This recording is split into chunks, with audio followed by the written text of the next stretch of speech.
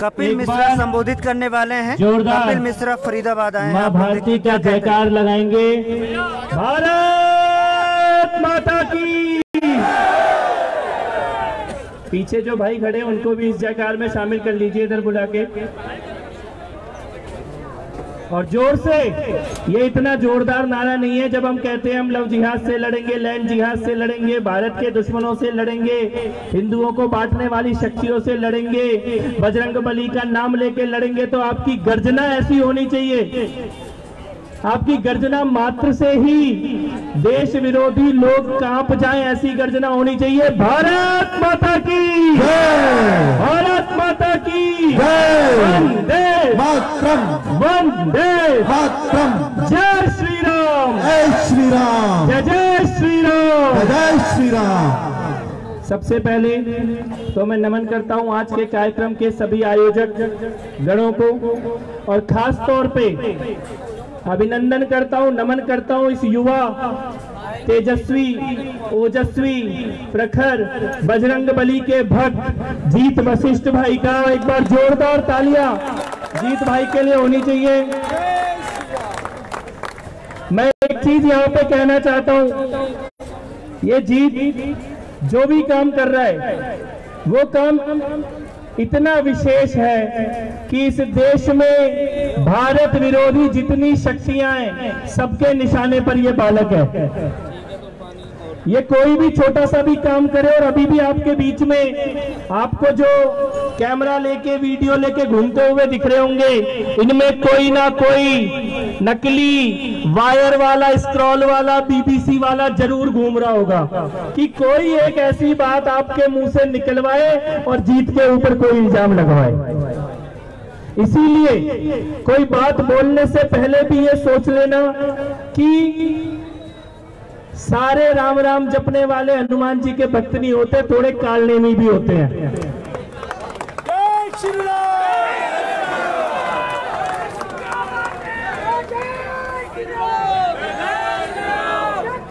ये कार्यक्रम कितना महत्वपूर्ण है ये इसी बात से अंदाजा लग सकता है कि हमारे बीच में किस प्रकार के लोग हैं। हमारे बीच में आदरणीय श्री रास बिहारी जी हैं, पूरा जीवन जिन्होंने धर्म के लिए, संगठन के लिए लगाया है। प्रेमचंद्र गोयल जी हैं, कालिदास शर्मा जी हैं, सुरेंद्र जी हैं, सीमा शर्मा जी हैं, और ये पूरी युवा शक्ति जो यहाँ पे खड़ी है, सुचेत जी हैं, सचिन जी हैं, सभी लोग जो यहाँ पर आए हैं, इनमें से किसी की मजबूरी नहीं है कि धर्म के लिए काम करना है। इन्होंने संकल्प लिया है क्योंकि इनको ये मालूम है। मैं अभी सुचेत कौशिक जी के पिताजी से मिला, और जब वो बोल रहे थे तो ऐसा लग रहा था जैसे कोई नौजवान बोल रहा हो। देश के लिए और राष्ट्र के लिए उनकी जो चिंताएं थी, उन्होंने एक लाइन बोली कि अगर धर्म नहीं बचेगा तो राष्ट्र नहीं बचेगा। जहां धर्म नहीं बचा वहां राष्ट्र नहीं बचा। जब जब धर्म कमजोर हुआ तब तब राष्ट्र कमजोर हुआ। और उनकी इस एक लाइन में हमारे सारे संघर्ष का निचोड़ है। हिंदू नववर्ष के उपलक्ष्य में इस कार्यक्रम का आयोजन किया गया है। मैं ये कहना चाहता हूं कि हिंदू नववर्ष नहीं, नववर्ष ही यही है, यही न्यू ईयर है। चैत्र शुक्ल प्रतिपदा, एक बार मेरे साथ आप सब बोलना, चैत्र शुक्ल प्रतिपदा, चैत्र शुक्ल प्रतिपदा। चैत्र नवरात्र का पहला दिन, नव वर्ष का पहला दिन होता है। ये अपने मन में याद रखना, ज्यादातर लोगों को मालूम है यहाँ पर, और इसी नव वर्ष को मनाना है। उसके अलावा जो भी नया साल है, कैलेंडर की मजबूरी है, काम करने की मजबूरी है, उसका इस्तेमाल करते हैं, लेकिन ये नव वर्ष भूलना नहीं है। क्योंकि ये असली नववर्ष है और मैं ये अभिनंदन करता हूं कि इसके उपलक्ष्य में इस भव्य कार्यक्रम का आयोजन किया गया है। और बिल्कुल सही कहा जीत भाई ने, बजरंगबली हमारे साथ है। जब सचिन भाई अभी गाड़ी चला रहे थे, हम गाड़ी में आ रहे थे तो बूंदे पड़नी शुरू हो गई और मुझे ऐसा लगा कार्यक्रम होगा कैसे, बारिश होने वाली है। तब सुचेत भाई ने बोला कि बजरंगबली की एक कहानी आपको सुनाऊंगा, जीत भाई से जुड़ी हुई है। बजरंगबली का आशीर्वाद हमारी पूरी टीम के ऊपर है, बारिश से हमारा प्रोग्राम खराब नहीं होने वाला। और भगवान सूर्य नारायण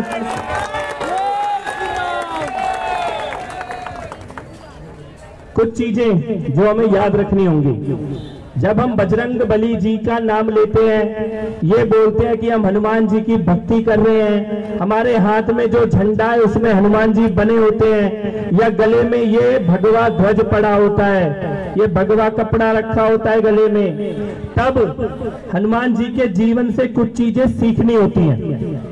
सबसे पहली चीज मर्यादा का पालन। हनुमान जी चाहते तो सीता मैया को लंका से खुद भी लेके वापस आ सकते थे, कोई उनको रोकने वाला नहीं था। अशोक वाटिका में जब सीता मैया से मिले तो वो खुद भी वापस ला सकते थे, लेकिन अगर बलशाली हो तो मर्यादा और अनुशासन उससे भी ज्यादा जरूरी है। दूसरी चीज जो हनुमान जी से सीखने की जरूरत है, हनुमान जी की मुद्रा आप कभी भी देखना, और देवी देवता सिंहासन पे बैठे होंगे, आराम की मुद्रा में बैठे होंगे, पद्मासन में बैठे होंगे, लेकिन हनुमान जी वीरासन में एक राम जी का आदेश मिले और तुरंत दौड़ पड़े उस आज्ञा का पालन करने के लिए, ऐसे अनुशासन में बैठे हुए। और एक और चीज, हनुमान जी ने माता सीता के सम्मान की रक्षा के लिए पूरी लंका जला के राख कर दी थी। बोलो पवन सुत हनुमान की। तो अगर आपके गले में ये भगवा है, अगर हाथ में हनुमान जी का ध्वज है, अगर अपने आप को बजरंगबली का भक्त कहते हो, तो सबसे पहली जिम्मेदारी है कि जिस गली पे चौक पे आप खड़े हो, उस गली और चौक से बहन बेटी बिना किसी शंका के निकल जाए, ये सोच के निकले कि ये मेरा भाई खड़ा है, या कोई मेरे ऊपर हाथ नहीं लगा पाएगा। अगर आपके गले में भगवा है और आपको देख के किसी की बेटी को, किसी की बहन के मन में जरा भी डर आता है, तो आपकी हनुमान जी की भक्ति पूरी नहीं हुई है। बहन बेटी को यह लगना चाहिए कि 1000 लव जिहादी भी खड़े हो, लेकिन अगर एक भगवाधारी खड़ा है तो कोई मेरे ऊपर उंगली नहीं लगा सकता। ये भाव होना चाहिए हर बिटिया के मन में आपको लेकर। हाथ उठाकर समर्थन करें इस बात का। आप लोग हैं धर्म के प्रचारक, बोलो ये संकल्प ले सकते हैं क्या? हाथ उठा के ले सकते हैं क्या? गले में भगवा होगा तो बहन बेटी की रक्षा का संकल्प ले सकते हैं क्या? अभी चैत्र नवरात्र आएंगे, हम सबके घरों में कलश की स्थापना होगी, मैया की पूजा होगी, अष्टमी और नौवीं के दिन कन्या का पूजन होगा।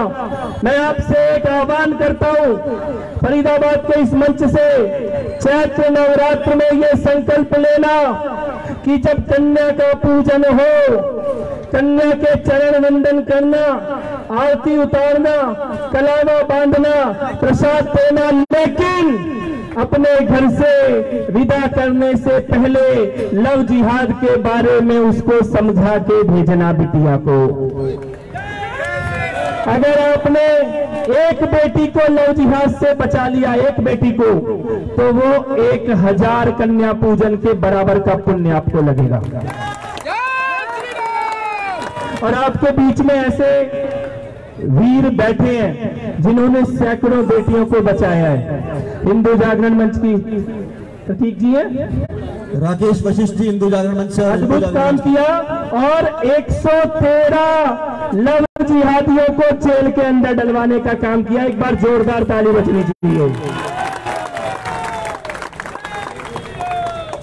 एक बार जोरदार जो ये संकल्प लेते हैं कि अब की बार नवरात्रि में कन्या पूजन तो करेंगे, लव जिहाद के खिलाफ बिटियों को जन जागरण करने का काम भी करेंगे। दोनों हाथ उठा के एक बार जय श्री राम का नारा लगाएंगे।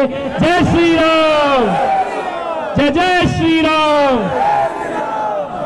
ज्यादा दूर की बात नहीं है, यही आपके बॉर्डर पे निकिता तोमर बिटिया को जब गोली मारी, मेवात से आए उस तौसीफ ने, और निकिता तोमर से उसने इतना कहा था कि या तो मेरे साथ रिलेशन बना ले वरना तुझे गोली मार दूंगा। लेकिन उस बेटी का तेज देखो, उस बेटी का ओज देखो, उस बेटी का धर्म के प्रति समर्पण देखो। उस बेटी ने अपने माथे पे गोली खाना बर्दाश्त कर लिया, लेकिन जिहादी के हाथों में धर्म परिवर्तन बर्दाश्त नहीं किया। लेकिन क्या आज उस परिवार के साथ हम लोग खड़े हैं? क्या उस परिवार को कानूनी और आर्थिक मदद दे सकते हैं? क्या ये काम करने की जिम्मेदारी आप लोगों की है? मैं झारखंड होकर आया, अंकिता के घर दुमका में, वहां पे शाहरुख नाम के एक अपराधी ने अंकिता बेटी के धर्म परिवर्तन की कोशिश की। उसके मना करने के बाद उसके घर में घुस के पेट्रोल डाल के अंकिता बिटिया को जीवित जला दिया। मैं उस घर में होके आया हूं, उस परिवार से मिलके आया हूं, और बजरंगबली की कृपा से एक संतोष है कि पूरी दुनिया से लोगों ने मिलकर 28 लाख रुपए की मदद उस परिवार के पास की और कानूनी मदद भी करवा रहे हैं। उदयपुर में कन्हैया लाल जी के ऊपर जब हमला किया गया तो जिहादियों ने कन्हैया लाल जी को खाली मारा नहीं, मारने का वीडियो भी बना के रिलीज किया, क्योंकि वो ये चाहते थे कि एक कन्हैया लाल को मारो और 1 करोड़ लोगों को डराओ, सारे समाज के मन में भय पैदा कर दो। तब जीत वशिष्ठ ने, सुचेत जी ने और देश भर और दुनिया भर के ऐसे 16,000 लोगों ने मिलकर उमेश कोले जी, कन्हैया लाल जी, प्रवीण नेतारू जी, इन सबके परिवारों के पास 1 करोड़ से ज्यादा रुपए की मदद पहुंचाने का काम किया है। तो सबसे बड़ा संकल्प यही लेना है कि अपने बीच में अगर कोई पीड़ित है, शोषित है, कमजोर है, हिंसा का सामना कर रहा है, अकेला पड़ रहा है, तो आपको उसकी मदद का काम करना है। सबसे पहले उसके हाथ बटाने हैं। ये काम कर सकते हैं क्या? कर सकते हैं क्या? हाथ उठा कर करेंगे क्या? संकल्प लीजिए। हिंदू एक होगा क्या? हो सकता है क्या? लेकिन उसके पहले अपने बीच में बैठे हुए उन दुश्मनों को पहचानना होगा जो आपके बीच में फूट डालना चाहते हैं, आपके बीच में जातियों की लड़ाई पैदा करना चाहते हैं। भारत का सबसे बड़ा दुश्मन कौन? जो हिंदू धर्म में फूट डालने की कोशिश करे, वो भारत का सबसे बड़ा दुश्मन है।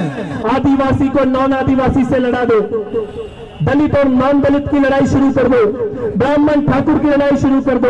तू बनिया है, तू ठाकुर है, तू ब्राह्मण है, तू दलित है, तू आदिवासी है। इन लड़ाइयों में डालने का काम जो भी करता है वो आपकी बर्बादी की नींव तैयार कर रहा है। जातियों का अहम तो रखना, लेकिन जातियों का वहम मत रखना अपने मन में। एक नारा आपके बीच में लगवाना चाहता हूं, हिंदू वयम हिंदू केवलम। मैं हिंदू हूं और केवल हिंदू वयम हिंदू केवलम, हिंदू वयम हिंदू केवलम, हिंदू वयम हिंदू केवलम, हिंदू वयम हिंदू केवलम। जिस दिन एक मुट्ठी बन गए, अभी तो थोड़ी सी एकता आई है देश में 2014-2019 के बाद, और महबूबा मुफ्ती भोले बाबा पे जल चढ़ाने पहुंच गई मंदिर में। पहुंच गई कि नहीं पहुंच गई? पहुंची कि नहीं पहुंची? भोले बाबा पे जल चढ़ा रही है महबूबा मुफ्ती। किसके कारण? हमारी एकता के कारण। किसके कारण? किसके कारण? तो वो राहुल बाबा कुर्ते के ऊपर जनेऊ बांध के घूम रहा है, किसके कारण? किसके कारण? अभी तो थोड़ा सा एक हुए हैं तब ये हाल है। अगर पूरे एक हो गए, इकट्ठे हो गए, तो किसी की राजनेता की, किसी वकील की, किसी मीडिया वाले की हिम्मत नहीं होगी कि हिंदू और भारत विरोधी के साथ जाके खड़ा हो सके। ये एकता का संकल्प लेंगे क्या? ले सकते हैं क्या? 9 वर्ष में इसी संकल्प के साथ, क्या है सुचेत भाई कुछ कह रहे हो? नव वर्ष में इसी संकल्प के साथ जाना है। जितने भी आप आक्रामक नारे लगा लो, लेकिन अगर अनुशासित नहीं हो, मर्यादित नहीं हो, इकट्ठा नहीं हो, एक नहीं हो, कमजोर की मदद नहीं कर रहे। मैं आपको एग्जाम्पल देता हूं, दिल्ली के जहांगीरपुरी में कबाड़ी बस्ती में पिछले साल हनुमान जी का जुलूस निकल रहा था, रामनवमी का जुलूस निकल रहा था जहांगीरपुरी से, और कबाड़ी बस्ती से जुलूस के ऊपर पत्थर बरसाए गए। खाली पत्थर नहीं बरसाए गए, दिल्ली के पुलिस के ऊपर गोली चलाई गई और दिल्ली के कांस्टेबल मेधालाल जी को गोली मारी। गोली मेधालाल जी के यहाँ पे हाथ पे आके लगी, क्योंकि उनका हाथ इस तरह से था, वरना उनकी छाती पे जाके वो गोली लगती। मैं मेधालाल जी से मिलके आया था, उन्होंने बताया कि कबाड़ी बस्ती से कैसे पथराव हो रहा था, कैसे गोलियां चलाई जा रही थी। शाम को 8 बजे दिल्ली पुलिस ने कबाड़ी बस्ती से पथराव करवाने वाले अंसार को गिरफ्तार किया, लेकिन 8 बजे शाम को पुलिस ने गिरफ्तार किया। सुबह 9 बजे भारत के सुप्रीम कोर्ट में देश के सबसे बड़े बड़े 5 वकील उस अंसार की जमानत कराने के लिए खड़े हुए थे। देश के सबसे बड़े वकील एक बार सुप्रीम कोर्ट में खड़े होने के लिए 20 लाख रुपए रहने वाले 5 वकील जहांगीरपुरी के कबाड़ी के लिए सुप्रीम कोर्ट में खड़े थे। तब मेरा माथा ठनका कि ये जहांगीरपुरी के कबाड़ी की इतनी औकात कैसे हो सकती है कि देश के सबसे बड़े वकील इसके लिए आके खड़े हो। कैसे आ रहे इतने बड़े बड़े वकील इसके लिए, कौन पैसा दे रहा है, और पैसा कहीं से ले भी आए तो उन वकीलों से आप अपना घर भी बेच दो, मिलने के लिए आपको 1 महीना लग जाएगा। 12 घंटे में 5 वकील कैसे खड़े हो गए? तो पता लगा कि इस देश में एक संस्था है, उसका नाम है जमीयत उलेमाए हिंद। क्या नाम है? जमीयत उलेमाए हिंद ने वो वकील वहां पे भेजे थे। तब मैंने ये पता किया कि जमीयत उलेमाए हिंद क्या है, तो पता लगा कि गुजरात के अहमदाबाद में बम ब्लास्ट होते हैं। उन बम ब्लास्ट में कोर्ट के द्वारा 36 आतंकवादियों को सजा दी जाती है। कन्विक्टेड, घोषित, साबित अपराधी आतंकवादी 36। उन अपराधियों के लिए वकील देने का काम कौन कर रहा है? जमीयत उलेमाए हिंद कर रही है। दिल्ली के बम ब्लास्ट के आतंकवादियों के लिए वकील देने का काम कौन कर रहा है? जमीयत उलेमाए हिंद कर रही है। और जहांगीरपुरी के कबाड़ियों के लिए वकील देने का काम कौन कर रहा है? जमीयत उलेमाए हिंद कर रही है। तो मैंने ये सोचा कि ये जमीयत उलेमाए हिंद के पास इतना पैसा कहां से आता है, कैसे ये इतने बड़े बड़े वकील कर पा रहे हैं? तो पता लगा कि हलाल का जो भी पैसा लगता है वो सारा पैसा जमीयत उलेमाए हिंद की जेब में जाता है। यानी हलाल के पैसे से आतंकवादियों की फंडिंग की जा रही है। ये एक इकोनॉमिक मॉडल तैयार किया गया है, आपके आर्थिक बहिष्कार का मॉडल है ये, आपके ऊपर हमला कराने वालों की फंडिंग का मॉडल है ये। इसको रोकने का काम कौन करेगा? हलाल के बारे में जन जागरण करने का काम कौन करेगा? हम करेंगे। हिंदुओं को जातियों में बांटने वालों को भगाने का काम कौन करेगा? हम करेंगे, हम करेंगे। हिंदुओं में फूट डालने वालों को भगाने का काम कौन करेगा? हम करेंगे। आदिवासी नॉन आदिवासी का झूठ फैलाने वालों को देश से बाहर भगाने का काम कौन करेगा? हम करेंगे। ये संकल्प इस नवरात्रि में लेकर मां दुर्गा की पूजा कीजिए, बजरंगबली की पूजा कीजिए। शिव मंदिर कमेटी ने आज के इस आयोजन में बहुत साथ दिया, एक बार जोरदार ताली उनके लिए भी होनी चाहिए। और एक बार जोरदार नारा मां भारती का यहाँ पे जयकार करेंगे, भारत माता की जय, भारत माता की जय। ये नारा मैंने इसलिए जोर से लगवाया आपसे कि देश में लोगों को ये पता चलना चाहिए कि जब आप सच बोलते हो तो माइक ऑन हो या ऑफ हो इससे कोई फर्क नहीं पड़ता है,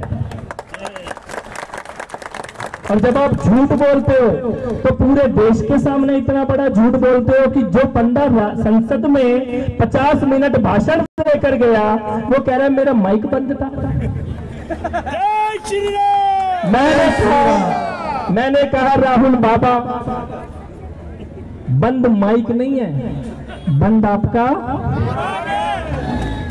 आपका माइक बंद हो जाए ये हम क्यों चाहेंगे?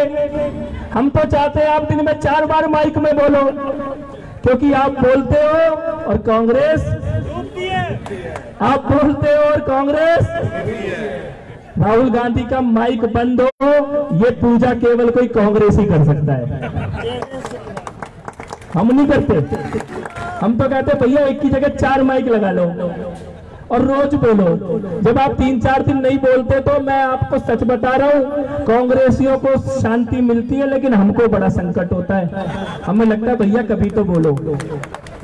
लेकिन देश के अंदर जो भी आप चुटकुले सुनाते हो सुनाओ, देश के बाहर जाके देश के खिलाफ झूठ बोलना, इसके लिए देश कभी माफ नहीं करेगा। कर सकता है क्या? करेगा क्या? और ये अकेले नहीं है, ऐसे 2-4 हमने दिल्ली में भी पाले हुए हैं।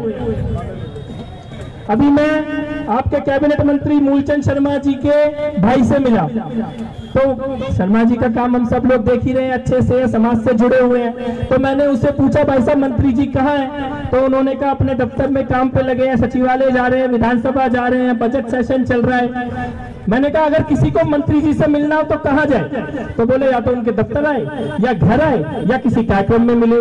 मैंने कहा हमारे दिल्ली में तो मंत्री से मिलने के लिए तिहाड़ जाना पड़ता है। आपके यहाँ मंत्री दफ्तर में मिलते हैं, हरियाणा का मंत्री मिलेगा दफ्तर में या घर पे या किसी प्रोग्राम में। दिल्ली का मंत्री कहाँ मिलेगा? कहाँ मिलेगा? भाई हमारे दिल्ली के मंत्री बहुत मेहनती हैं। जेल का मंत्री जेल में और शराब का मंत्री ठेके पे। और दिल्ली का शराब का मंत्री ऐसा मंत्री है भाई साहब, आपको हरियाणा के शराब मंत्री का नाम नहीं पता होगा, दिल्ली के शराब मंत्री का नाम पूरे देश को पता है। बोले पता है कि नहीं पता है? पता है ना? ये वही मनीष सिसोदिया है।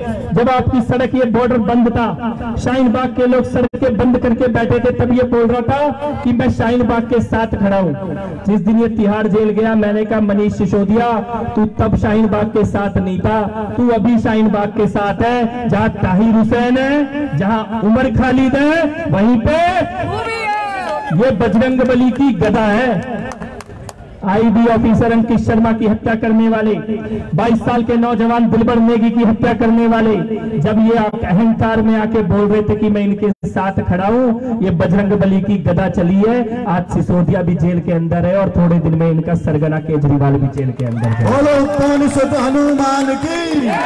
तो एक बार जोरदार नारा लगाएंगे, उसके बाद आज की रैली की भी शुरुआत करनी है। तो दोनों हाथ उठा के मां भारती का जयकार, भारत माता की, भारत माता की, वंदे मातरम, वंदे मातरम, जय श्री राम, जय श्री राम, जय श्री राम, जय श्री राम। हमारे बीच में हमारे दिल्ली हिंदू इकोसिस्टम एनसीआर के संयोजक मोहित जी भी उपस्थित हैं, उनकी पूरी टीम भी यहाँ पर आई हुई है। सुशील जी हैं, ललित जी हैं, उपेंद्र जी हैं, सब लोगों के लिए भी एक बार जोरदार तालियां। बहुत बहुत आभार आप सभी का। और बेटियों को लव जिहाद के बारे में जन जागरण का काम इस नवरात्र में आप सब जरूर करें। जय श्री राम।